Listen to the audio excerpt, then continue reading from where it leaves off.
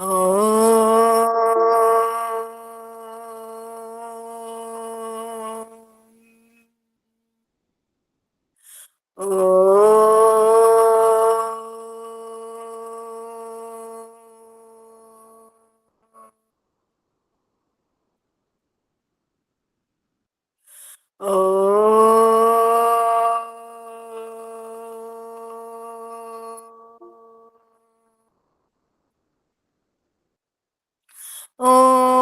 സായീശ്വരായ വിദ്മഹേ സത്യദേവായ ധീമഹി തന്നഃ സർവഃ പ്രചോദയാത്. ഓം സായീശ്വരായ വിദ്മഹേ സത്യദേവായ ധീമഹി തന്നഃ സർവഃ പ്രചോദയാത്. ഓം സായീശ്വരായ വിദ്മഹേ സത്യദേവായ ധീമഹി തന്നഃ സർവഃ പ്രചോദയാത്. ഓം ശാന്തി ശാന്തി ശാന്തി. സൈറാം. സജിത് മാഷെ video on ചെയ്തിട്ട് വായിച്ചോളൂ. ഒന്ന് സൈറാം. എൻ്റെ പേര് സച്ചിത്താണ്. കോഴിക്കോടാണ്. 73 മുതൽ ഭഗവാന്റെ സന്നിധാനത്തിലെത്തി ഇങ്ങനെ ഓരോ കാര്യങ്ങളിൽ സജീവ പ്രവർത്തകനായി ഇങ്ങനെ കൂടുകയാണ്. ഇപ്പോൾ ഞാൻ വായിക്കുന്നത് ജ്ഞാനിയായ കർഷകൻ എന്നുള്ള ഭഗവാൻ എഴുതിയ 58 ശ്രീ സത്യസായി വാണി 1-ാം ഭാഗത്തിലുള്ള ഇന്ന് യഥാർത്ഥത്തിൽ ഞാൻ അതീവ സന്തുഷ്ടനാണ്. എന്തെന്നാൽ എൻ്റെ മുമ്പിൽ മറ്റുള്ളവരെ സന്തുഷ്ടരാക്കുവാൻ സ്വന്തം സൗകര്യങ്ങൾ ത്യജിച്ച് കഠിനാധ്വാനത്തിൽ വ്യാപൃതരായ ജനങ്ങളെയാണ് എനിക്ക് കിട്ടിയിരിക്കുന്നത്. ലോകത്തിന് വേണ്ടത് ആ മനോഭാവത്തോടു കൂടിയുള്ള പ്രവൃത്തിയാണ്. സത്യവും മാധുര്യവും എന്നതുപോലെ ഓരോ മനുഷ്യനിലും ദൈവീകത്വവും അന്തർലീനമായിരിപ്പുണ്ട്. ആ ദൈവീകത്വത്തെ സാക്ഷാത്കരിക്കേണ്ടത് എങ്ങനെ, ആ സത്യത്തെ ബോധ്യപ്പെടേണ്ടത് എങ്ങനെ, ആ മാധുര്യം നുകരേണ്ടത് എങ്ങനെ എന്ന് അവൻ അറിയില്ലെന്ന് മാത്രം. അതുകൊണ്ട് സുഖദുഃഖങ്ങളാകുന്ന 2 ഭാരങ്ങൾ തണ്ടിന്റെ 2 അറ്റങ്ങളിൽ കെട്ടിത്തൂക്കി അയാൾ ചുമലിലേറ്റ് നടക്കുന്നു. ആരോഗ്യവും കരുത്തും മനസ്സിനെന്ന പോലെ ശരീരത്തിനും നൽകുന്ന ഔഷധമത്രേ ധൈര്യം. സംശയവും വൈമനസ്യവും ഭീതിയും കൈവെടിയുക. ഇവ നിങ്ങളുടെ മനസ്സിൽ വേരൂന്നുവാൻ അവസരം കൊടുക്കരുത്.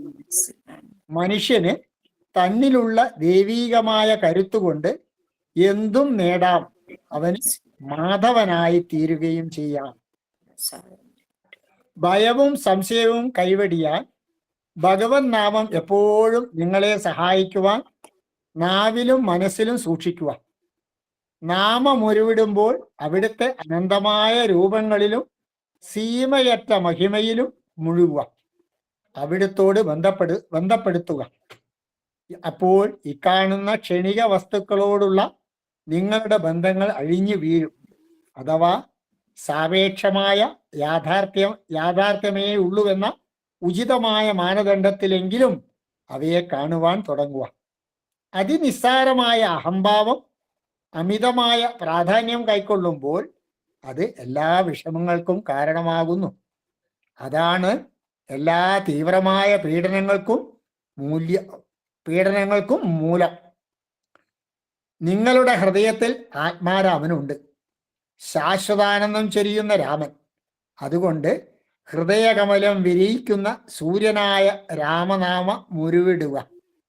രാമൻ ദശരഥപുത്രനല്ല, ദിശേന്ദ്രിയങ്ങളുടെ നിയന്താവാണ് അവിടുന്ന്.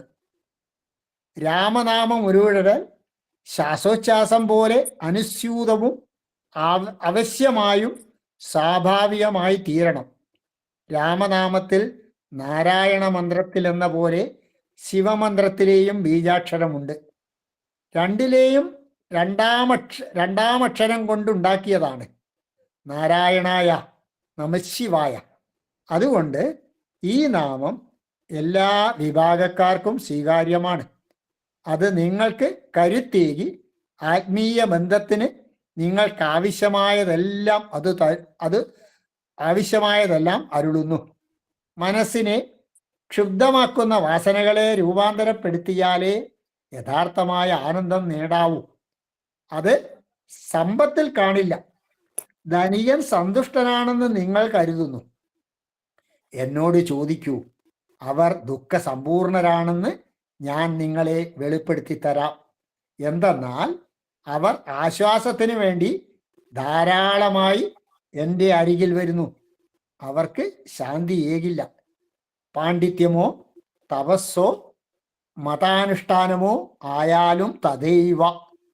ഭഗവത് നാമത്തിൽ നിരന്തരമായി മുഴുകുന്നത് മാത്രമേ ജീവിതത്തിലെ നിമ്നോന്നതികൾ ബാധിക്കാത്ത അചഞ്ചലമായ ശാന്തിയേകൂ. അത് മനുഷ്യനെ ധീരനാക്കുന്നു. ഇന്ന് വരെ സായിബാബ നിങ്ങൾക്ക് രൂപരഹിതനായിരുന്നു. പക്ഷേ ഇപ്പോഴിതാ അത് രൂപമെടുത്തു വന്നിരിക്കുന്നു. നിങ്ങൾക്ക് ഈ രൂപം മനസ്സിൽ സൂക്ഷിക്കാം. അതുപോലെ രാമനാമത്തിനും ഒരു രൂപമുണ്ട്. നാമം ഉരുവിടുമ്പോൾ ആ രൂപത്തെ മനസ്സുകൊണ്ട് ചിത്രണം ചെയ്യണം. അപ്പോൾ നിയമം ഘനീഭവിക്കുകയും ജപം എളുപ്പമാവുകയും ചെയ്യും. എല്ലായ്പ്പോഴും രൂപം മുറ്റിയ നാമത്തിൻ്റെ സാന്നിധ്യത്തിൽ ജീവിക്കുക. അപ്പോൾ ജീവിതം നിരന്തരമായ ഭഗവത് ആരാധനയായി തീരുന്നു.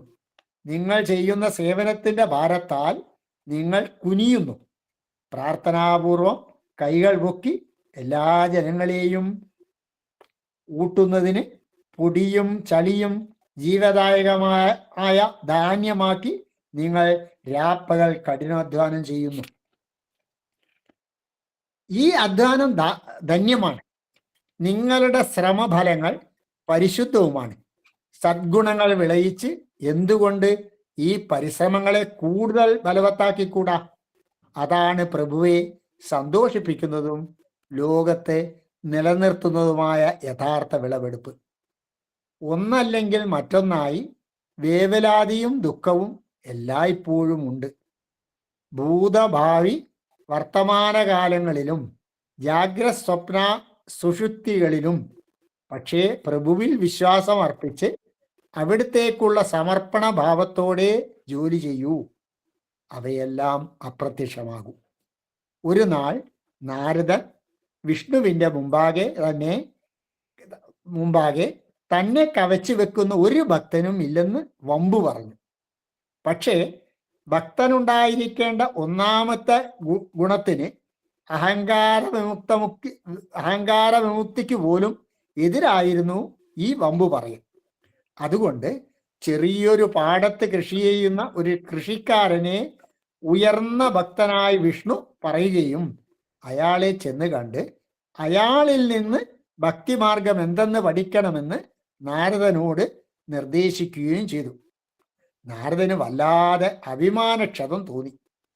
വലിയ മനോവിഷമത്തോടെ നിർദ്ദിഷ്ട ഗ്രാമത്തിലേക്ക് പുറപ്പെട്ടു.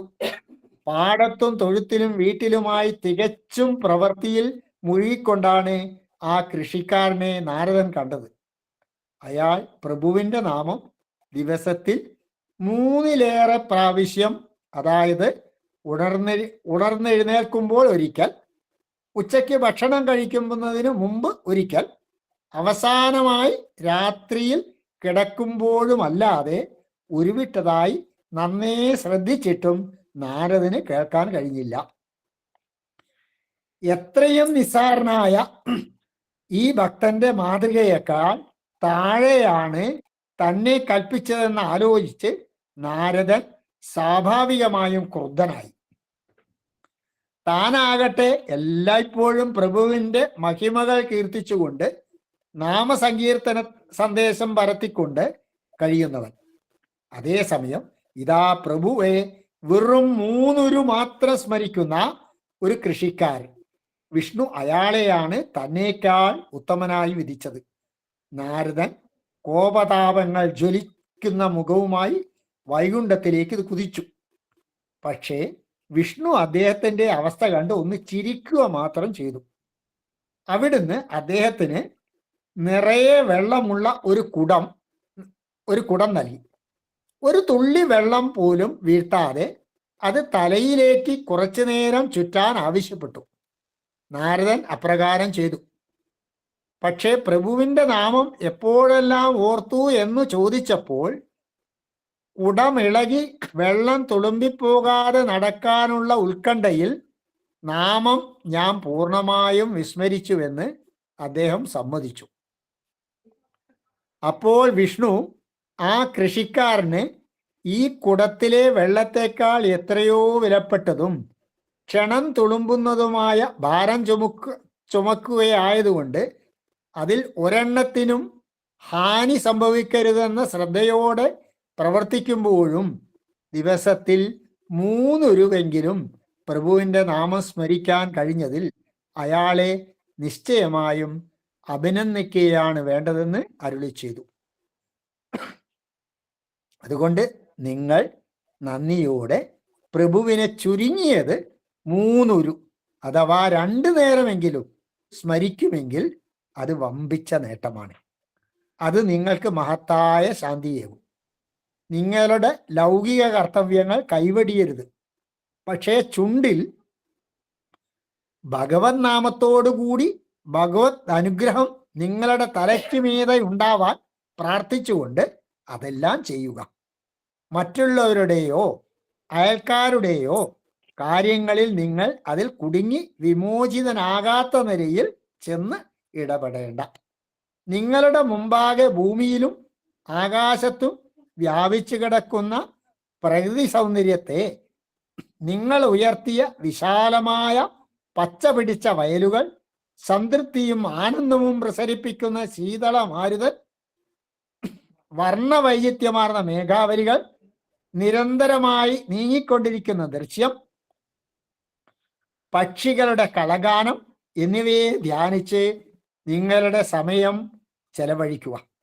വയൽ വരമ്പുകൾ സായിരാം 15 മിനിറ്റ് ആയി. സായിരാം സായിരാം സായിരാം അറിഞ്ഞില്ല. ഈ വത്സല വീഡിയോ ഓൺ ചെയ്തിട്ട് അനുഭവം പറഞ്ഞോട്ടെ. സായിരാം.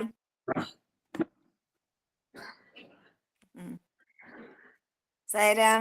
വത്സലജി സായിരാം. അനുഭവങ്ങൾ എനിക്ക് തോന്നുന്നുണ്ട് ഒരു പ്രാവശ്യം മാഷ് പറഞ്ഞു എന്നുള്ളത് അറിയില്ല, എന്നാലും ഒന്നും കൂടെ ഞാൻ പറയുകയാണ്. വളരെ നല്ലൊരു അനുഭവമായിരുന്നത്, വിചാരിക്കാത്തത്. അതായത് ഞങ്ങൾ സ്ഥിരമായിട്ട് ഡ്യൂട്ടിക്ക് 2 ഡ്യൂട്ടിക്കും കഴിയുന്നതും ഞങ്ങൾ പോകാറുണ്ട്. അപ്പോഴൊക്കെ സ്കൂളിൽ ലീവ് എടുത്തിട്ടാണ്, 2 പേര് സ്കൂളിൽ ലീവ് എടുത്തിട്ടാണ് പോവുക. അപ്പം ഞങ്ങൾ എന്ത് വെച്ചാൽ ഡ്യൂട്ടി കഴിഞ്ഞ്, ഞാൻ ഹോസ്പിറ്റലിലാണ് സ്ഥിരമായിട്ട് ഡ്യൂട്ടി ചെയ്യുക. അപ്പം ഡ്യൂട്ടി കഴിഞ്ഞ് വരുന്ന സമയത്ത് ഞാൻ പാദ നമസ്കാരത്തിൽ നിൽക്കാതെ, ഭഗവാനുള്ള സമയത്ത് തന്നെ പാദ നമസ്കാരത്തിൽ നിൽക്കാതെ വേഗം വരും. മിക്കവാറും ഒരു വെള്ളിയാഴ്ച ഒക്കെ ആണെങ്കിൽ എങ്ങനെയെങ്കിലും തിങ്കളാഴ്ച സ്കൂൾ എത്താന്നുള്ളതിൽ ഞങ്ങൾ എങ്ങനെയെങ്കിലും ഓടി തിരിച്ചു വരും. അങ്ങനെ ഒരു ജൂലൈയിൽ 90-ലാണെന്നുള്ളൊരു സംശയമുണ്ട്, ഏതാണെന്നറിയില്ല. ഒരു ജൂലൈയിൽ ഞങ്ങൾ ഡ്യൂട്ടി കഴിഞ്ഞ് തിരിച്ചു വരാൻ എല്ലാവരെയും ഹോസ്പിറ്റലിൽ നേരെ കുൽവന്ത് ഹാളിൽ അവിടെ എത്തിച്ച് പ്രശാന്തിയിൽ എത്തിച്ച് തിരിച്ച് ഞങ്ങൾ രണ്ടാളും ബാഗും നമ്മളെ സൂട്ട്കേസൊക്കെ എടുത്ത് തിരിച്ചു വരികയാണ്. ഞങ്ങളെ കൂടെ കൊയിലാണ്ടി സമിതിയിലെ ആക്റ്റീവ് വർക്കറായിട്ടുള്ള ഒരു തങ്കച്ചേച്ചി ഉണ്ട്, തങ്കം വേണുഗോപാൽ, അവരിപ്പോൾ ഇല്ല. പിന്നെ പേരാമ്പ്ര സമിതിയിലുള്ളൊരു ജനസേവാദളുണ്ട്. അപ്പൊ ആ സമയത്ത് ജൂലൈ ആയതുകൊണ്ട് അവിടെ ഗുരുപൂർണിമേന്റെ തിരക്കായിരുന്നു. ലക്ഷക്കണക്കിന് ആൾക്കാർ, നമുക്കറിയാലോ ഭഗവാനുള്ള സമയത്ത് അവിടെ ഉണ്ടാകുന്ന തിരക്ക്, തിങ്ങി നിറഞ്ഞു നിൽക്കുകയാണ്. അവരെങ്ങനെ തിങ്ങി നിറഞ്ഞു നിൽക്കുന്ന സമയത്ത് ഞങ്ങൾ എല്ലാവരും തിരിച്ച് വേഗം വരാൻ വേണ്ടിയിട്ട് ഞങ്ങളിങ്ങനെ വരികയാണ്. മാഷും ഈ തങ്കച്ചേച്ചിയും കൂടി മുന്നിൽ ഇങ്ങനെ നടക്കുകയാണ്. ഞാൻ കുറെ ബാക്കിൽ എന്തൊക്കെയോ കാര്യങ്ങൾ ചെയ്ത് എന്റെ സൂട്ട്കേസ് ഇങ്ങനെ പിടിച്ച്, അന്നിങ്ങനെ ട്രോളിയൊന്നുമല്ല, പിടിച്ച് വരികയാണല്ലോ, എടുത്തിങ്ങനെ വരികയാണ് കനം പേറിയിട്ട്. ആ സമയത്ത് നമ്മളെ കുൽവന്ത് ഹാളിലെ സീതാരാമന്മാരെ അടുത്ത് ആ സ്വാമിക്ക് നിത്യം പൂജ ചെയ്യുന്ന ആരതി കാണിക്കുന്ന ഭട്ട് അവിടെ നിൽക്കുന്നുണ്ടായിരുന്നു. അവര് മാഷോട് വിളിച്ച് ചോദിക്കുകയാണ്, നിങ്ങളെ കൂടെ ഉള്ളവർ എവിടെയും ചോദിച്ചു. അപ്പൊ എന്നെ ചൂണ്ടിയിട്ട് ഞാൻ കുറച്ച് ദൂരോട്ടുള്ളത്. അപ്പം മാഷ് പറഞ്ഞ ഇതാ വരുന്നുണ്ട്, എൻ്റെ കൂടെയുള്ള ആൾ വരുന്നുണ്ടെന്ന് പറഞ്ഞപ്പോൾ എന്നെ കൈകൊണ്ട് ഇങ്ങനെ മാടി വിളിച്ചപ്പോൾ എനിക്ക് പെട്ടെന്ന് പേടിയായി. ഞാൻ വിചാരിച്ചു ഡ്യൂട്ടിക്ക് പാദനമസ്കാരം ചെയ്യാണ്ട് പോകുന്നതുകൊണ്ട് പ്രശ്നമായോ എന്താണെന്നറിയില്ല. സുർക്കേസൊക്കെ എടുത്ത് വരികയല്ലേ, എന്തൊക്കെയോ പ്രശ്നമുണ്ടെന്ന് വിചാരിച്ചിട്ട് ഞാൻ ഓടി വേഗത്തിൽ നടന്നു വന്ന്. അപ്പം എന്നെ ഭട്ട് കണ്ട്. അപ്പം അദ്ദേഹം എന്നോട് പറഞ്ഞ്, നിങ്ങളെ കുറേ നേരമായി വെയിറ്റ് ചെയ്യുന്നു, നിങ്ങളൊരു കാര്യം ചെയ്യണം, പെട്ടെന്ന് തന്നെ ഗണപതിൻ്റെ ആ ക്ഷേത്രത്തിൻ്റെ അടുത്ത് അവിടെ എത്തണം എന്ന് പറഞ്ഞു. അപ്പം ഭയങ്കര തിരക്ക്, പെട്ടെന്നൊന്നും എത്താൻ പറ്റില്ല. അത്രയും ആൾക്കാർ ഇങ്ങനെ തിങ്ങി നിറഞ്ഞു കിടക്കാതെ അങ്ങോട്ടും ഇങ്ങോട്ടും പോയിക്കൂടാൻ പറ്റില്ല. ഞങ്ങൾ അങ്ങനെയല്ലോ പതുക്കെ നടന്ന് എത്ര വേഗം നോക്കിയിട്ടും എത്തുന്നില്ല. അങ്ങനെ അവിടെ ഗണപതിൻ്റെ അമ്പലത്തിൻ്റെ അന്ന് സുബ്രഹ്മണ്യൻ്റെ പ്രതിഷ്ഠ അവിടെ ഇല്ലായിരുന്നു. ആ ഗണപതിൻ്റെ അമ്പലത്തിൻ്റെ അവിടെ ഇങ്ങനെ നിൽക്കുകയാണ്. ആ സമയത്ത് ഭട്ട് ഓടി വന്ന് ഞങ്ങളോട് പറഞ്ഞ് കുറേ നേരമായി വെയിറ്റ് ചെയ്യുന്നു, നിങ്ങളെന്താ ഇത്ര വൈകിയത്? ഒരു മൂപ്പര കയ്യിൽ വലിയൊരു മുണ്ടിൽ വെള്ള മുണ്ടിൽ പൊതിഞ്ഞൊരു ചുവന്ന സഞ്ചിയിലുള്ള ഒരു പൊതി. എന്നോട് സാരീൻ്റെ അറ്റം വളർത്തി പിടിച്ചു കൊടുക്കാൻ പറഞ്ഞു. ഞാനപ്പോൾ തന്നെ സ്വാമീൻ്റെ അടുത്ത് നമ്മൾ വിഭൂതി വാങ്ങുന്ന സമയത്ത്, പ്രസാദം വാങ്ങുന്ന സമയത്ത് സാരീൻ്റെ അറ്റം പിടിച്ചു കൊടുക്കുന്ന മാതിരി ഞാനിങ്ങനെ അറ്റം അങ്ങനെ വളർത്തി പിടിച്ചു കൊടുത്തു. അപ്പം തന്നെ ആ മുണ്ടുന്ന ചുവന്ന സഞ്ചി എൻ്റെ സാരിയിലേക്ക് ഇട്ട്, ഇനി വേഗം പോയിക്കോളി എന്ന് പറഞ്ഞു. അപ്പം എൻ്റെ കൂടെ തങ്കച്ചേച്ചിക്ക് സംശയം ഇതെന്താ തന്നെന്നുള്ളത്. അപ്പം ഞങ്ങൾ അന്നേരം തന്നെ അവിടെ നിന്ന് പൊളിച്ച് നോക്കിയപ്പം കുറേ വിഭൂതി, ഒരു 100 വിഭൂതി പാക്കറ്റും ഒരു 30 പിന്നെ മറ്റേ കുങ്കുമത്തിൻ്റെ പാക്കറ്റുണ്ട്. അങ്ങനെ ഞങ്ങൾ സന്തോഷത്തിൽ തിരിച്ചു. അപ്പം തങ്കച്ചേച്ചിക്ക് ഭയങ്കര സംശയം. എന്നോട് പറഞ്ഞ്, എന്തായാലും പിന്നെ ലീഡേഴ്സൊക്കെ ഒത്തിട്ട് നിങ്ങൾ ആ വരുന്ന കാര്യമൊക്കെ ആരോ പറഞ്ഞു കൊടുത്തായിരിക്കും, മുപ്പത്തി മരിച്ചു കഴിഞ്ഞാലും ഇങ്ങനെ അന്ന് ഭയങ്കര സങ്കടമായി, പെട്ടെന്ന് എല്ലാത്തിനും വിഷമം വരുന്ന ഒരാളാണ്. ഞങ്ങളെ കാര്യമൊന്നും ആരും പറഞ്ഞില്ല, നിങ്ങളെ കാര്യമൊക്കെ ആരോ പറഞ്ഞ് ഏതോ ലീഡർ പറഞ്ഞു കൊടുത്തതായിരിക്കും വരുന്നത്, അതാണ് ഇങ്ങനെ ഇത്രയും കുങ്കുമം വിഭൂതിയൊക്കെ ഇട്ട്. ഞങ്ങൾ അത് തന്നെ വിചാരിച്ച് ആരോ പറഞ്ഞിട്ടുണ്ടാവും, മറ്റെന്താ അപ്പം ഞങ്ങൾക്ക് തരാനുള്ളതിൽ. തിരിച്ച് ഞങ്ങൾ നാട്ടിലെത്തിയപ്പോൾ ഇതാരായിരിക്കും പറഞ്ഞതെന്നൊരു സംശയം ഞങ്ങൾക്കുണ്ട്. പക്ഷെ ആരോട് ചോദിക്കാനുള്ളൊരു ധൈര്യമല്ല. കാരണം നമുക്ക് അങ്ങനെ അത്രയും ഇന്നാണെങ്കിൽ കുറച്ചും കൂടി എല്ലാവരോടും സംസാരിക്കാനൊക്കെ ഉള്ളതുണ്ട്. അത് കുറേ കൊല്ലം മുന്നേ ആണല്ലോ, 10-25 വർഷം മുന്നേ അല്ലേ. അപ്പം ഞങ്ങൾ അത് ആരോടൊന്നും സംസാരിക്കാനൊക്കെ ഒന്ന്. പിന്നെ ഒരു ദിവസം സമയം കിട്ടിയപ്പോൾ ഞാൻ ഗംഗ ടീച്ചറോട് ചോദിച്ചു, അല്ല ഞങ്ങൾ അന്ന് ഇങ്ങനെ വരുന്ന സമയത്ത് ആരോടെയും പറഞ്ഞോ? അപ്പോൾ ടീച്ചർ പറഞ്ഞാൽ അതൊക്കെ എന്ത് പറയാൻ, ആരോടും പറഞ്ഞില്ല. എന്താ കാരണം ഒന്നും ഞാൻ പറഞ്ഞതുമില്ല. പിന്നെ മൂന്ത സാറേന്നല്ലേ, മൂന്ത സാറോടും ചോദിക്കാനുള്ള ധൈര്യമല്ല. അപ്പം അങ്ങനെ കഴിഞ്ഞ് ജൂലൈ കഴിഞ്ഞ് പിന്നെ ആഗസ്റ്റ് ലാസ്റ്റിൽ ഓണം. ഞങ്ങൾ അങ്ങനെയാണ് പോകും. ഓണത്തിന് പോയാൽ പാദനമസ്കാരം എന്തായാലും സ്ഥിരമായിട്ട് കിട്ടും ബാലവികാസ് ഗുരുക്കന്മാർക്ക്. അപ്പോൾ അന്നേരം പാദനമസ്കാരം എടുക്കും, അവധിയായിരിക്കുമല്ലോ. അപ്പം ഞങ്ങൾ വീണ്ടും പോയി. അങ്ങനെ ആഗസ്റ്റിൽ ഞങ്ങൾക്ക് പാദനമസ്കാരമൊക്കെ കിട്ടി. അപ്പം ഞങ്ങൾ പിന്നെ ഗണപതിക്ക് തേങ്ങ ഉടയ്ക്കാൻ വേണ്ടിയിട്ട് വീട്ടിൽ നിന്ന് തേങ്ങയെല്ലാം കൊണ്ടുപോകുമായിരുന്നു. ബസ്സാണ് എന്താന്ന് സ്പെഷ്യലായിട്ട് ബസ് പോകില്ല. അപ്പം ഞങ്ങൾ തേങ്ങ കൊണ്ട് ഗണപതിക്ക് മുട്ടുന്ന സമയത്ത് ഭട്ടിനെ കണ്ടു. അപ്പം ഞങ്ങൾ രണ്ടാളും നന്ദി പറഞ്ഞു. അന്നിങ്ങനെ ഞങ്ങൾക്ക് ഡ്യൂട്ടിക്ക് വന്ന സമയത്ത് ഇത്രയും വിഭൂതിയും കുങ്കുമൊക്കെ തന്നതിന് വേണ്ടി നന്ദി പറഞ്ഞു. അപ്പോഴും ഭട്ട് പറഞ്ഞു, അങ്ങനെ ഇതുവരെ ഞാൻ എൻ്റെ അങ്ങനെ ഒരു വിഭൂതിയോ കുങ്കുമോ കൊടുത്തിട്ടില്ല എന്ന് പറഞ്ഞു. അപ്പം ഞങ്ങളിങ്ങനെ അതാരായിരിക്കും തന്ന, എങ്ങനെയായിരിക്കും കിട്ടിയെന്നുള്ള അതിനെപ്പറ്റി ഒന്നും ചിന്തിക്കുന്നില്ല. പക്ഷേ ഒരു 5-10 വർഷം കഴിഞ്ഞതിന് ശേഷമാണ് തിരക്കിനിടയിലും ഭട്ട് നമ്മളെ നോക്കിപ്പിടിച്ച് എങ്ങനെ കണ്ടുപിടിച്ച് പോവുക എന്നുള്ളത് ആര് പറഞ്ഞേ, ഇത്രയും വിഭൂതിയൊക്കെ എങ്ങനെ കൊണ്ടുതന്നുള്ളത് മനസ്സിലൊരു നല്ലൊരു അനുഭവമായിട്ട് ഭഗവാൻ തന്നെയായിരിക്കും എന്നുള്ള ഉറപ്പാണ്. മറ്റാരും കൊണ്ടുതരാനില്ലല്ലോ, ആരോടും പറഞ്ഞിട്ടുമില്ല. ആ തുണി ചുവന്ന സഞ്ചി ഇപ്പോഴും ഞങ്ങൾ സൂക്ഷിച്ചിട്ട് വെച്ചിട്ടുണ്ട്. അതൊരു വലിയൊരു അനുഭവമായിട്ട് ഞങ്ങൾക്ക് മാറി. അല്ലാതെ ജീവിതത്തിൽ ഒരുപാട് കാര്യങ്ങൾ ഭഗവാൻ തന്നെ അടുത്ത് വന്ന് നമുക്ക് പ്രശ്നങ്ങൾ വിചാരിക്കുമ്പോഴേക്ക് തന്നെ, ഭഗവാനോട് പറയുമ്പോഴേക്ക് തന്നെ അതൊക്കെ പ്രശ്നങ്ങളൊക്കെ തീർത്ത് നല്ല രീതിയിലേക്ക് കൊണ്ടുപോയിട്ടുണ്ട്. ഇതല്ലാതെ എനിക്ക് ഒരു ചെറിയ അനുഭവം ഉള്ളത്, അത് ഞാൻ ചെറിയ കുട്ടിയായിരിക്കുമ്പോഴാണ്. ചെറിയ കുട്ടി എന്ന് പറഞ്ഞാൽ ഒരു 5-6 വയസ്സാകുമ്പോൾ തന്നെ എൻ്റെ വീട്ടിൽ, എൻ്റെ അമ്മമ്മയുടെ വീട്ടിലാണ് ഞാൻ അധികം ഉണ്ടാവുക. കാരണം എൻ്റെ നേരെ ഇളയ കുട്ടി എന്നെക്കാട്ട് ഒരു 1-1.5 വയസ്സിന് എളുപ്പമുള്ളൂ. അപ്പോൾ എന്നെ അമ്മമ്മ കൊണ്ടുപോയതാണ്. അപ്പോൾ അവിടെ അമ്മാമ്മമാർ പുട്ടപർത്തിയിൽ സ്ഥിരമായിട്ട് പോകും. കൊയിലാണ്ടി സമിതിയിലുള്ള ആൾക്കാരാണ്. കൊയിലാണ്ടി സമിതിയിലായിരുന്നു അന്ന് സുകുമാരൻ മാഷൊക്കെ ഉള്ള സമയത്ത് അമ്മാമ്മമാർ പുട്ടപർത്തി പോകും. തിരിച്ചു വരുമ്പോൾ നല്ല മധുരമുള്ള ലഡു, പിന്നെ അന്നത്തെ അമൃത് ഒക്കെ കൊണ്ടുവരും. അതിന് വേണ്ടിയിട്ട് രാത്രിയായാലും ഞങ്ങളിങ്ങനെ കാത്തിരിക്കും. വേറൊന്നും അതിലില്ല. പിന്നെ നഗരസംഗീതത്തിനൊക്കെ ഞങ്ങൾ പുലച്ചയ്ക്ക് വിളിച്ചു കൊണ്ടുപോകുമ്പോൾ ചില ദിവസങ്ങളിലൊക്കെ അധികം പോകില്ല. പിന്നെ ഭജനയ്ക്ക് കൊയിലാണ്ടി സമിതി വരെ നടന്നിട്ട് കുറേ നടക്കാനുണ്ട്. കുറേ ഒരു 4-5 കിലോമീറ്റർ നടക്കാണ്ട്. അത്രയും നടന്നിട്ട് ഞങ്ങളെ വ്യാഴാഴ്ച കൊണ്ടുപോകും. എന്നെ രണ്ടാളും കൈപിടിച്ചാൽ കൊണ്ടുപോകും, എനിക്ക് ഓർമ്മയുണ്ട്. അപ്പം തിരിച്ചു വരുമ്പോൾ നല്ലൊരു ചായയെല്ലാം വാങ്ങി തരും. അതുകൊണ്ട് എന്തായാലും ഭജനയ്ക്ക് പോകും. ആ സമയത്ത് നമ്മളെ വേദനാരായണനൊക്കെ അവിടെ ഉണ്ട്. അവിടെ കളിച്ച് നടന്ന് പാടുകയൊക്കെ ചെയ്യുന്ന ബാലവികാസ് കുട്ടികളൊക്കെ നടക്കുന്ന സമയം എന്നാണ് തോന്നുന്നത്. അവിടെ ഉണ്ട്, എനിക്കറിയില്ല. അന്ന സമയത്തുണ്ട്, അത്രയേ അറിയില്ല. അവർ അച്ഛനും അമ്മേനൊക്കെ കണ്ടോർമ്മയുണ്ട്. അങ്ങനെ ഞാനിങ്ങനെ പോകുന്ന സമയത്ത് അവിടെ സത്യസായി ബാബേൻ്റെ ഫോട്ടോ കാണും, ഭജന കേൾക്കും. അപ്പം വേറൊന്നും നമ്മൾ ശ്രദ്ധിക്കില്ല. ഇന്നത്തെ ഭജന കഴിഞ്ഞാൽ പ്രസാദം. പിന്നെ കുറച്ച് കഴിഞ്ഞ് ഒരു 6, 8, 9 കുട്ടികളൊക്കെ പലതും പറഞ്ഞു തരുമല്ലോ. അപ്പം എനിക്ക് ഓർമ്മയുണ്ട് 8ാം ക്ലാസ്സിൽ വെച്ചിട്ട് പിന്നെ കൊയിലാണ്ടി ഗേൾസിൽ അന്ന് കൊയിലാണ്ടി സമിതിൻ്റെ വക ഇത് 50ാം പിറന്നാളിനായിരിക്കും നല്ലൊരു ലഡു എല്ലാ കുട്ടികൾക്കും കിട്ടിയത്. അതെനിക്കും കിട്ടി. അന്നേരം അത്രയൊന്നുമില്ല. അങ്ങനെ അതൊക്കെ കഴിഞ്ഞ് അപ്പം അങ്ങനെ ആ സമയത്തുള്ള ജീവിതമെല്ലാം കഴിഞ്ഞ് അങ്ങനെ നോക്കുമ്പോൾ സ്കൂളെല്ലാം കഴിഞ്ഞ് പിന്നെ പ്രീ ഡിഗ്രി പഠിച്ച് പരീക്ഷ എഴുതേണ്ട ആ സമയത്ത് ഏകദേശം ഒരു മാർച്ച് മാസത്തിൽ എനിക്ക് രാത്രി കിടന്നാൽ ഒരു വല്ലാത്തൊരു വിഷമം. രാത്രി കിടന്നാൽ ഒരാൾ വന്നിട്ട് തലയെ കെട്ടുണ്ട് നരച്ചൊരു താടിയിൽ ആൾ വന്നിട്ട് കൈക്ക് ഇങ്ങനെ ഉമ്മ വെക്കും. അപ്പം കൈൻ്റെ ആ താടി ഇങ്ങനെ താടീൻ്റെ കുറ്റിത്താടിയുടെ കൈ ഇങ്ങനെ മുറുകി ശരിക്കും വേദനയോ. ഇത് ഒരു ദിവസം കഴിഞ്ഞ് 2 ദിവസം കഴിഞ്ഞ് ഒരു 4-5 ദിവസമായപ്പോൾ എൻ്റെ മനസ്സിന് ഭയങ്കര വിഷമായി. കാരണം ഞാൻ പിന്നെ ഒരു മാനസിക രോഗിയാണോ, എനിക്കെന്തോ അങ്ങനെ എൻ്റെ വീട്ടിൽ അങ്ങനത്തെ യാതൊരു വിശ്വാസമില്ലാത്ത ആൾക്കാരാണ്. പക്ഷെ എൻ്റെ മനസ്സിൽ തോന്നി എനിക്കെന്തോ ഒരു പ്രേതോ എന്തോ പിശാചങ്ങ എൻ്റെ ശരീരത്തിൽ വന്നായിരിക്കും. അപ്പം എൻ്റെ വിചാരം ആ സമയത്താണല്ലോ നമ്മളെ ചെറുപ്പകാലം എന്നല്ലേ, അപ്പോൾ കല്യാണമൊന്നും ഉണ്ടാവില്ല. നല്ല മാർക്കൊക്കെ ഉണ്ട് പ്രീ ഡിഗ്രി. പക്ഷെ ഇങ്ങനെ ജീവിതത്തിൽ വെറുതെ പഠിക്കുക എന്നുള്ളൊരു തോന്നുന്നു. ഇതെന്തായാലും പോകുന്നില്ല 5-6 ദിവസം സ്ഥിരമായിട്ട്. ഇതാണെങ്കിൽ ആരോടും പറയാനും പറ്റൂല. അങ്ങനെ ഒരാൾ വന്നിട്ട് സ്ഥിരമായിട്ട് ഇങ്ങനെ കൈക്ക് ഇങ്ങനെ താടി വെച്ച് തടവ് ചെയ്യുക. അപ്പം അതിങ്ങനെ മനസ്സ് സൂക്ഷിച്ച് ഒരു ദിവസം ഞാൻ അമ്മയ്ക്ക് എല്ലാത്തിലും വിശ്വാസമുണ്ട്, പക്ഷെ പ്രേതത്തിലൊന്നും വിശ്വാസമല്ല. ദൈവങ്ങളൊക്കെ വിശ്വാസമുണ്ട്. സത്യസായിയിൽ വിശ്വാസം അല്ലാണ്ടല്ല, പക്ഷെ ഷിർദിസായിനെ പറ്റി ആരും കേട്ടിട്ടില്ല. അങ്ങനെ അമ്മയോട് ചോദിച്ച് അമ്മേൻ്റെ അച്ഛൻ എങ്ങനെയാണ്. അപ്പം അച്ഛൻ്റെ രൂപമെല്ലാം പറഞ്ഞു. അപ്പം അതല്ല, നല്ല വെളുത്തിട്ട്. അതിന് അച്ഛൻ്റെ പെങ്ങളെ ഭർത്താവുണ്ട്, 30 ആക്സിഡൻറ്റിൽ മരിച്ചതാണ്. അപ്പം അതെനിക്ക് കണ്ടു ഓർമ്മയുണ്ട്, അതല്ല.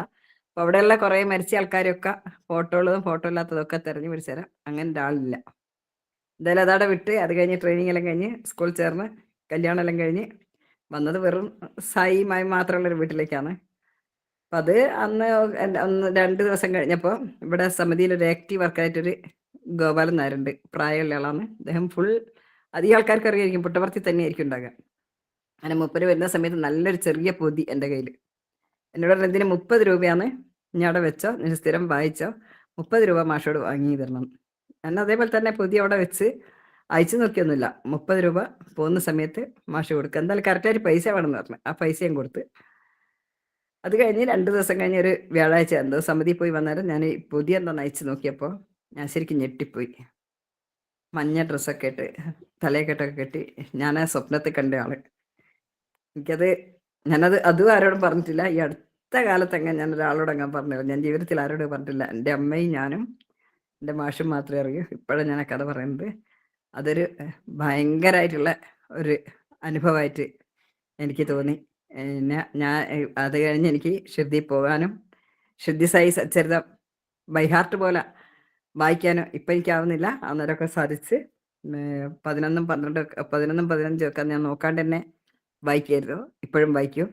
അല്ലാണ്ട് എല്ലാ ദിവസവും ഷിർദി സായി സച്ചരിതമില്ലാതെ ഉറങ്ങാൻ പറ്റാത്ത അവസ്ഥ വന്ന്. അതായത് എങ്ങോട്ടെങ്കിലും പോയിട്ടുണ്ടെങ്കിൽ ഷിർദി സായി സച്ചരിതം കൂടെ വേണം.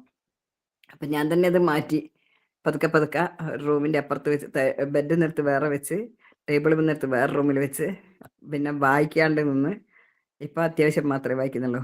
അങ്ങനെ അതൊരു പറയാൻ പറ്റാത്ത കാണാത്ത ഒരാളെ സ്വപ്നം കണ്ടത്. സ്വാമി പറഞ്ഞിട്ടില്ലേ, ലോകത്തിൻ്റെ എവിടെ പോയാലും ഞാൻ നിൻ്റെ കൂടെ ഉണ്ടാകുന്ന, നമ്മളെ ഒരു കുരുവീനെ കെട്ടി വലിക്കും പോലെ, കാല് കെട്ടി വലിക്കും പോലെ വലിക്കാന്നൊക്കെ പറഞ്ഞിട്ടില്ലേ, അതായിരിക്കും എനിക്ക് തോന്നി. അന്ന് എനിക്ക് അത്ര വലിയ വിശ്വാസമൊന്നുമില്ല. പക്ഷേ ഇങ്ങോട്ടാ കൊണ്ടുവന്ന് പിന്നെ വെറും ഭഗവാന്റെ അടുത്തേക്ക് മാത്രം. ഇന്നിപ്പോൾ എല്ലാ സമയത്തും അങ്ങനെ ചിന്തിച്ചിരിക്കാനുള്ളൊരു അവസരം ഭഗവാൻ തന്നിട്ടുണ്ട്. അതേപോലെ തന്നെ എൻ്റെ മോൾക്കൊരു അനുഭവം ഉണ്ടായിട്ടുണ്ട്. നമ്മളിവിടെ ഇങ്ങനെ പഠിക്കുന്ന സമയത്ത് 10ാം ക്ലാസ് +1 സമയത്ത് ഞങ്ങളെ സമിതിയിൽ ഒരു മഹിളാ ദിനം. അപ്പം അതിന് ഇവിടെയുള്ള കോർഡിനേറ്റർ പറയാണ് വേഗം മൈക്ക് കൊടുത്തിട്ട്, അന്നാരും അങ്ങനെ ചെല്ലുന്നില്ല, ലളിതാ സഹസ്രനാമം ചെല്ലാൻ, നമുക്ക് അതൊക്കെ ചെല്ലാൻ അറിഞ്ഞൂടാ. അപ്പോൾ ഇവിടെ സങ്കടപ്പെട്ട് മൈക്കുണ്ട്, മൈക്കിന്റെ പിന്നെ സമിതിന്റെ മുന്നിൽ ഒരുപാട് ആൾക്കാരുണ്ട്, തൊട്ടപ്പുറത്തൊരു അമ്പലത്തിലെ ആൾക്കാരൊക്കെ കേൾക്കും. അപ്പൊ ഇത് തെറ്റും ചെയ്യരുതല്ലോ. അങ്ങനെ ഇവള് ലളിതാ സഹസ്രനാമം എങ്ങനെയോ കണ്ണിന്നൊക്കെ വെള്ളം വന്നോണ്ട് ചൊല്ലി. ഞാനില്ലെന്ന് ചൊല്ലിയ പിന്നെ അവൾക്ക് അന്നേരം തോന്നി എന്തായാലും ഇത് പഠിക്കേണ്ട ഒരു കാര്യം തന്നെയാണ്. സമിതിയിലൊന്നും ആർക്കും അറിയില്ല. അപ്പൊ ഇവള് പുസ്തകം വാങ്ങിയിട്ട് പഠിച്ച് അങ്ങനെ ഇവള് പിന്നെ ബിടെക്കിന് ചേർന്നത് അമൃത കോളേജിലാ. അപ്പൊ ഇവള് പറയാന്ന് രാവിലെ ഉണരുന്ന സമയത്ത് അന്ന് അവിടെ ചെല്ലിന്നല്ലാണ്ട് പിന്നെ ഇതാണ് ശ്രീമാതാ ശ്രീ മഹാരാജ്ഞി കേട്ടിട്ടാ ഉണരുന്നത്. അപ്പൊ അന്നേരം തന്നെ അവിടുന്ന് 10-20 പുസ്തകം വാങ്ങി സമിതിയിൽ എല്ലാവർക്കും കൊണ്ടു കൊടുത്ത് എല്ലാരെയും പഠിപ്പിച്ച്. അപ്പം ഭഗവാൻ ഇങ്ങനെ നമുക്ക് ഓരോരെ കൊളുത്തി വെക്കും. ഒരു കാലത്ത് ചെയ്യേണ്ട കാര്യങ്ങളാണ് ഇന്ന് നമ്മളെ ഇങ്ങനെ ചെയ്യിപ്പിക്കുന്നത്. ഏതോ സമയത്ത് ചെയ്യേണ്ടതായിരിക്കും. നമ്മളെ മുന്നേ ഭഗവാൻ നമ്മളെല്ലാം വന്നിട്ട് ഇതൊക്കെ തൊടുത്ത് വെക്കുകയാണ്. ഇങ്ങനെ ഒരു പിന്നെ പറഞ്ഞാൽ തീരാത്ത എത്ര അത്ഭുതങ്ങള് ജീവിതത്തിൽ മുഴുവൻ ഓരോ നിമിഷവും ഞങ്ങൾക്ക് എല്ലാവർക്കും ഉണ്ട്. സായിരാം, ഇത്രേ പറയാനുള്ളൂ. സായിരാം സായിരാം, നന്നായിരുന്നു. സായിരാം.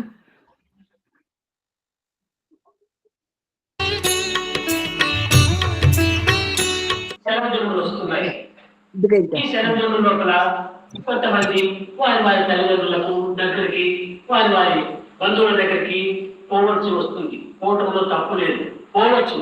కానీ ఎక్కడికి వెళ్ళినప్పటికీ నేను అలాంటి సత్యసాయి ఇన్స్టిట్యూట్ నుంచి వచ్చాను, దీంట్లో ఏ విధమైన డిసిప్లిన్ ఉంది, ఏ విధమైనటువంటి దీంట్లో నేను బిహేవియర్, ఈ నన్నింటి కూడా వాళ్ళకు చక్కగా కన్నులు కట్టినట్టుగా మనం నిరూపించాలి. Students, I wish that, and in a short time we are going to have vacation, and we are likely to just go to our parents' place. Wherever we go, ఎక్కడికి వెళ్ళినప్పటికీ whatever, సాయిబాబా స్కూల్కి చేరిన తర్వాత మా పిల్లవాడు ఎంత బాగున్నాడు అనేటువంటి భావము నీ దగ్గర చెప్పకపోయినా తల్లిదండ్రులు హృదయాలు కూడా కలగాలి. to whichever place you go, your parents to start with, and all others should get the feeling that when this child has gone to Sai Baba's institute, బయట పోయిన తక్షణమే ఈ పాత ఫ్రెండ్స్ కొత్త ఫ్రెండ్స్ అంతా ఉంటుంటారు, వీళ్ళతో చేరేటప్పటికే తిరిగి మంచి అయిపోతారు. ఆ విధంగా పోయి మన హృదయాన్ని పాడు చేసుకోకూడదు. you should not spoil your heart and yourselves or just by going outside and mixing up వీళ్ళతో with the world. తిరిగిపోతున్నామే కానీ ఎవరికి నష్టం లేదు. By joining with such useless friends, you are going to spoil your own life. No one will be. ఒక్కడే దైవం. Only God is your real friend. నీ దగ్గర జోబులో మంచి డబ్బుగా ఉంటుంటే, నాన్న మంచి పొజిషన్ ఉంటే, హలో హలో హలో హలో నువ్వు మంచి. If only you have money in your pocket and your father in good position, hundreds of friends will come and retire ask you. అయిపోయినాడు, జోబులో ఖాళీ, నిజం దృష్టి జాలి. ఆ స్థితికి గుడ్ బై కూడా చెప్పండి. Once your father loses, once your father retires and you do not have money in your pocket, people will not be there even to smile with you. అడముల ఎన్నున్న ఆకాశములనున్న పట్టణములనున్న పల్లెనున్న గుట్ట మీదనున్న నట్టేటబడి ఉన్న ఎక్కడ ఉండినా కానీ దైవం మాత్రం నీకు వదలదు. But on the other hand, wherever you are, whether you are in the forest, whether you are in the middle of the river, whether you are in the village, in the town, wherever you are, God is not going to కనుక do that. ఈ స్నేహితుల వల్లే తక్షణం డబ్బు ఉన్నప్పుడు రావటం, డబ్బు లేనప్పుడు పోవటం అని ఉండటానికి వీలు కాదు. ఇలాంటి వాడంటే ఉంటే కప్పల వంటి వారు. All these friends who come to you when you are having money and go away from you when you do not have money, can be compared to frogs. ట్యాంకులో వాటర్ ఫుల్గా ఉండి థౌసండ్స్ ఆఫ్ ఫ్రాగ్స్ తీసేస్తాయి. When the tank is full of water, thousands of frogs come there. Water dry అయితే ఒక్క కప్ప అయినా అక్కడ ఉండదు. If the tank dries up and there is no water, not even one ఇది frog. ప్రాకృతిక సంబంధమైనటువంటి ఒక సంబంధం. This is the way of the world. భగవత్ సంబంధం అలాంటిది కాదు. ఎలాంటి పరిస్థితుల్లో నీ వెంటనే ఈటనే గంటనే ఉంటుంది కూడా తను కాపాడుతూ వస్తుంటాడు. But the relation with the Lord is not like that. Wherever you are. సత్యనిత్యమైనటువంటి భగవంతుని విశ్వసించగా ఈ క్షుద్రమైనటువంటి ఈ యొక్క లోకాన్ని విశ్వసించి జీవితాన్ని వ్యర్థం చేసుకోవాలి. Do not waste your life not believing in God, but believing in this mean, useless world. ఏది చేసినా భగవత్ ఖచ్చితంగా చేసి మీకు ఆనందాన్ని అనుభవించండి. Whatever you do, offer it to God and enjoy your life. സൈരം Sailakshmi പാടിക്കോളൂ, ഭജന പാടിക്കോളൂ. സായിരാം.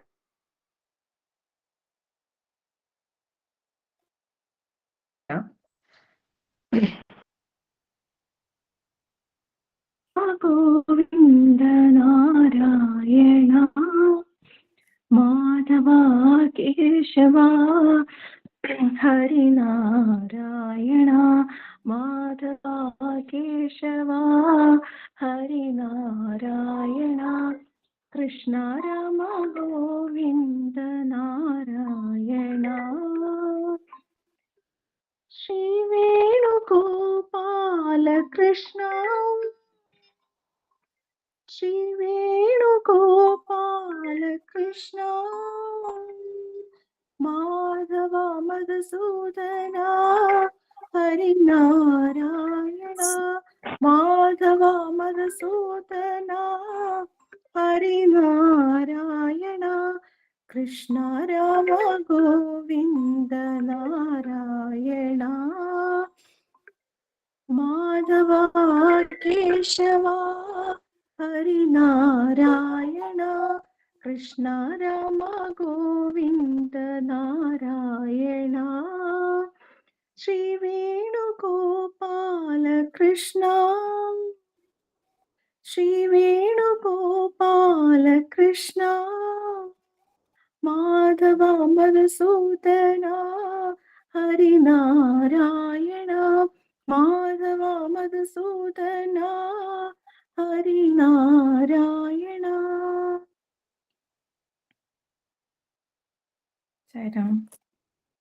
സൈരം വീഡിയോ ഓഫ് ചെയ്തോളെ. സൈരം നാളെ വായിക്കുന്നത് മിസ്റ്റർ കെ വത്സനാണ്. വായിക്കുന്നവര് സായിവാണി മാത്രമേ വായിക്കാവൂ. പിന്നെ സനാതന സാരഥിയുടെ മറ്റുള്ളവര് എഴുതിയൊന്നും വായിക്കാൻ പാടില്ല. സനാതന സാരഥിന്നും ഭഗവാന്റെ പ്രഭാഷണം മാത്രമേ വായിക്കാൻ പാടുള്ളൂ. ഓക്കെ. സായി ഉപമ. ഒരു ഡോക്ടർ തൻ്റെ കൈവശമുള്ള മരുന്നുകളെല്ലാം രോഗിക്ക് നൽകുകയില്ല. രോഗിയുടെ രോഗലക്ഷണങ്ങൾ, ഭക്ഷണരീതി, പൂർവികർക്ക് ഇതേ രോഗമുണ്ടായിരുന്നോ, അയാളുടെ ഇഷ്ടാനിഷ്ടങ്ങൾ എന്നിവയെല്ലാം കൂലങ്കുഷമായിട്ട് അന്വേഷിച്ച് വിശദമായി അറിഞ്ഞ ശേഷം രോഗനിർണയം ചെയ്യുന്നു. അതിനുശേഷം ആ രോഗശമനത്തിന് വേണ്ടതായ മരുന്ന് കഴിക്കുവാനായിട്ട് നിർദ്ദേശിക്കുന്നു. ലോകത്തിലെ മറ്റു രാജ്യങ്ങൾക്കൊപ്പം ഈ രാജ്യം അനുഭവിക്കുന്ന ലോഭം, ധൃതി, വെറുപ്പ്, അസംതൃപ്തി എന്നീ രോഗങ്ങൾക്ക് വിദ്യാഭ്യാസ പദ്ധതി തയ്യാറാക്കുന്ന ആളുകൾ അനുയോജ്യമായ മരുന്ന് നൽകേണ്ടതാണ്. അപ്പോൾ ബാല്യകാലം മുതൽ തന്നെ ആത്മീയതയിലെ കുറിച്ചുള്ള ഒന്നാമത്തെ ചുവടുവയ്പ് എടുക്കേണ്ടതാണെന്ന് കുട്ടികൾക്ക് മനസ്സിലാക്കണം. ബാല്യത്തിൽ തന്നെ മനുഷ്യ മനസ്സിൽ ആനന്ദത്തിൻ്റെയും സമാധാനത്തിൻ്റെയും ഉറവയുണ്ട്. അത് വളർത്തുവാനും വികസിപ്പിക്കുവാനും ഫലം നേടുവാനും ഉള്ള സ്വാതന്ത്ര്യം കുട്ടികൾക്ക് നൽകുകയാണ് വിദ്യാഭ്യാസത്തിന്റെ ലക്ഷ്യം. അതിന് ആദ്യമായിട്ട് വേണ്ടത് ആത്മീയതയിലേക്ക് അവരെ കൈപിടിച്ച് നടത്തുക എന്നതാണ്. ഭഗവാൻ സായിരാം. സത്യസായി.